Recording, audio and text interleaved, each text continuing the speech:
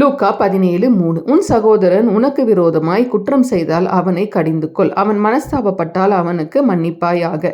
யோசேப்புக்கு 10 அண்ணனுங்க பண்ற தப்பை எல்லாவற்றையும் ஒரு வயதுல சின்னவராக இருந்ததுனால கண்டிக்க முடியாததுனால அப்பா கிட்ட போய் சொல்லுவார், அப்பா கண்டிக்கட்டோன்ட்டுன்னு. அதனால அண்ணனுங்களுக்கு யோசேப்பை பார்த்தா பிடிக்கவே பிடிக்காது. யோசேப்புக்கு ஒரு கனவும் வருது, அதையும் போய் அண்ணனுங்க கிட்ட சொல்லிடுறாரு. என் கனவுல அப்பா அம்மா நீங்க எல்லாரும் வந்து என் காலில் விழுவுறீங்கன்னு உடனே அண்ணனுங்களுக்கு எல்லாருக்கும் கோவம் வந்து இப்படி ஒரு நிலைமை நமக்கு வரவே கூடாது, நம்ம இவனை கொலை செஞ்சிடலாம் அப்படின்னு முடிவு எடுக்கிறாங்க.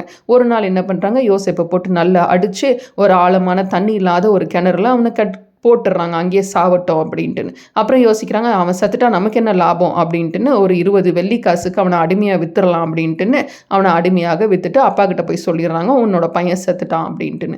இப்படியாக விற்கப்பட்ட யோசேப்பு தேவனோட கிருபை இருந்ததுனால, அவர் உண்மை உள்ளவராக இருந்ததுனால கொஞ்சம் கொஞ்சமாக வளர்ந்து எகிப்து தேசத்தோட கவர்னர் ஆகுறாரு. இப்போ பஞ்ச காலமாக இருக்கிறதுனால எகிப்தில் உணவு இருக்குது, இஸ்ரவேலில் உணவு இல்லை. இஸ்ரவேலில் இருந்த யோசேப்போட அண்ணனுங்க எல்லாரும் போய் நம்ம உணவை வாங்கிட்டு வரலான்னு எகிப்துக்கு போகிறாங்க.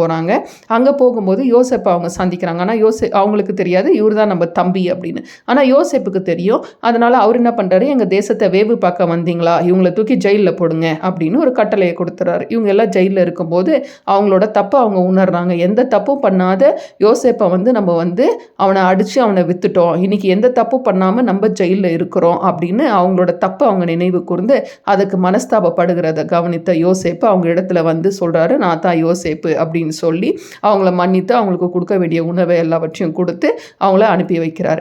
இன்னைக்கு சகோதரர்களாக நம்மளுக்கு தேவன் நமக்கு என்ன கற்றுத்தருகிறார் என்றால், நீங்கள் உங்களோட உடன் பிறந்தவர்களை தப்பு பண்ணும்போது கண்டிக்கிறவர்களாகவும் அவங்க திருந்தி வரும்போது மன்னிக்கிறவர்களாகவும் இருக்க வேண்டும். தேங்க்யூ. God bless you.